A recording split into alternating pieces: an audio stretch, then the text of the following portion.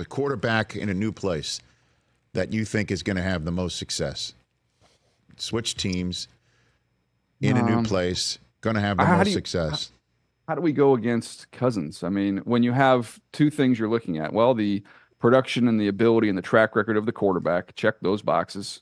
He's been very consistent. Obviously he's coming off the Achilles. But then you look at the infrastructure they have there in Atlanta. You've got a solid offensive line. He's got weapons, behind him as well as out in the formation, at splitting Pitts out. The ability with Drake London to do what he does.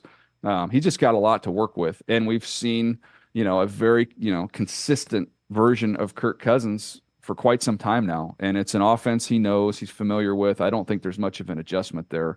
And I don't think, from the Achilles standpoint, this is not somebody who's going to be running around a ton. So if they can protect him, I think, Kirk Cousins has a good year, and I think they've got a really good shot of winning that division. Well, I guess the other option would be the lean and mean Russ Wilson, who might be out of options to starting quarterback in the NFL if things don't work out for Pittsburgh, which does appear to be loaded for bear for the season.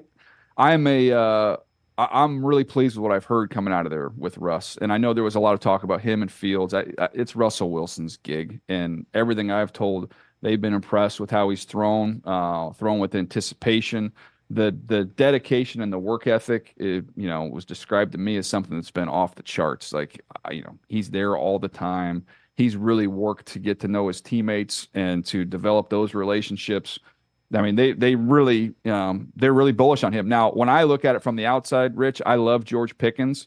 I think Roman Wilson's there as well. They went the second round with him, with your Michigan guy. Yep.